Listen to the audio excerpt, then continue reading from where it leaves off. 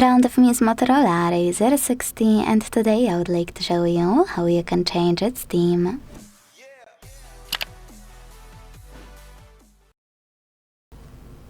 Firstly, launch Settings, scroll and tap on Personalize. Then select Themes here and either tap on one of those to apply it right away,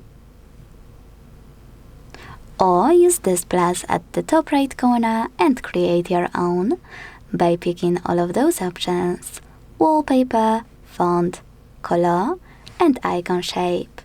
Then name it at the top and choose Save.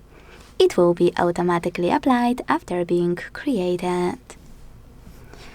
To edit it, use Edit button, which is this pen. To delete it, use Delete one. To go back to default theme, click on the top one here. Sometimes it doesn't work right away. If you want to change your theme faster, you can also hold your display, pick it here, and choose Save. Thanks so much for watching. If you enjoyed this video, leave a like, comment, and subscribe. Bye!